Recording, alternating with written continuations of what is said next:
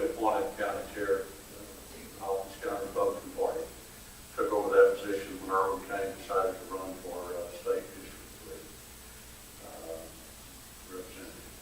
Of course, nationally, I'm extremely excited because I have a contested race for county judge in the Republican primary. I have a contested race for state district 3 in the Republican primary. I have a very much a contested race for the governor.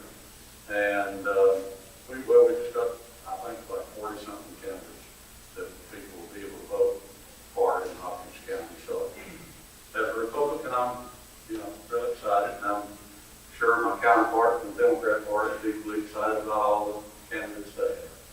It's a great day to be an American. It's a great day to be a Texan. And I'm proud to be part of the process. Thank you.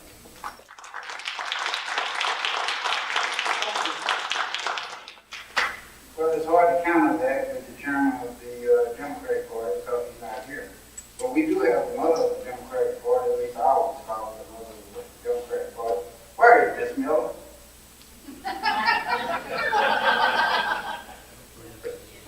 No, I'm not. Give a shout out to Miss Miller. She is the glue that keeps the Democrats together and keeps them from not getting too on the edge and makes things work. And she works well with the counterpart, Ms. McClain for the Republicans. She's the mother of that part. Now, we got that out of the way. And a little bit of news, which is some of the candidates will not be here. And that's their, I hate to say it, might be their loss because they could be decided right here amongst one of you. So all of these forms is important, and we try to support all of them, and we like everybody to try to do likewise. But Mark Homer, he called Billy. He was not unable to make it because he was called back to Austin. And I appreciate that he did and called us to let us know. And who else did call and said they probably made it? Cletus, he's in a meeting now for downtown planning and so forth. So you might make it and you might not. And so we understand that. And we do appreciate the time that they took to let us know that they wouldn't be attending. But this show still goes. And we represent local, which I said local, I better define it. County local. Cities, they kind of have their own thing. We go from county to state and to national if our district is in one of those 3 areas. And we will start out with the national because we'll give this gentleman some time. He's only one candidate that is running within his party, I think, against Ralph Howell. Is that correct, sir?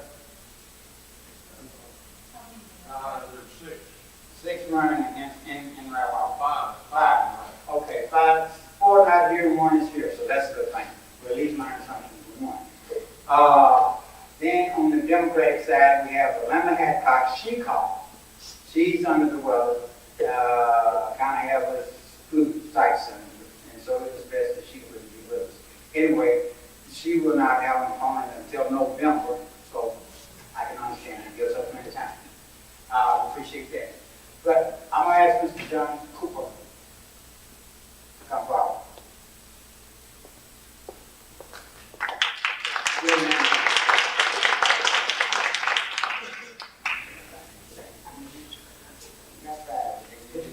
No, not 15. Not 16. I'm Dr. John Cooper. I'm a Baptist minister. Most of you know that or know something about me. Always got my comments. Good. Thank you. Thank you. Okay, thank you. Get that fixed up good. Okay, when do I press it? No, go ahead. Oh. Anyway, I'm Baptist minister. Most of you know that, and I'm also a registered professional land surveyor. And as I began this journey some months ago, the Lord kind of worked on me, and we started off first of all running petitions, and some of you remember that, against high gas and diesel prices. And as that evolved into finally the Lord just said, John, you got to go do it yourself. And so on April the 22nd of last year, I announced that I was a candidate for the United States House of Representatives, District 4 of, by the way, the great state of Texas, okay? And I'm really proud to do that. However, I realize that there's so many things you need to do.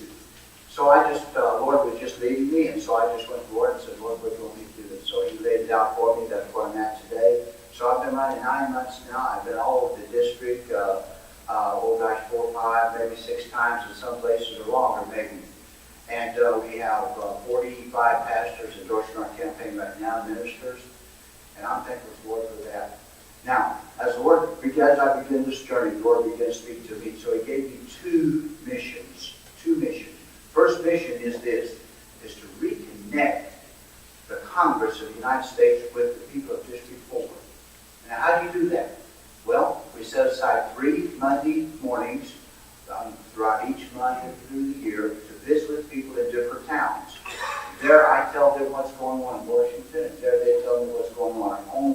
And so then we have a get-together and we keep transparency to what's going on. Now, the second thing I do within that same thing is that I have these ministers or pastors, and I shall stay in contact with the ministers and pastors as well as the other constituents. Now, there's a second part of this mission, and that is to preserve, protect, and defend the Constitution of the United States against all enemies, whether foreign or what? Domestic, right? That's right. So we need to be aware of that. So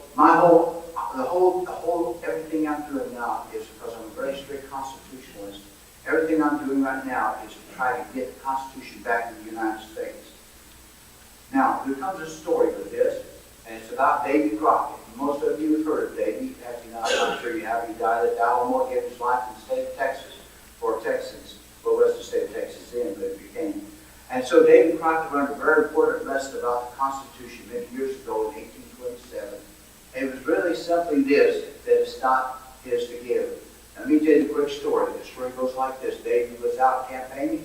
He ran across a man throughout in the campaign. His name was Horatio Bunce. Sounds like a fictitious name, but it's a true name. He met Mr. Bunce. Mr. Bunce taught him about the Constitution. And Davy had voted to give away some money for a legitimate cause.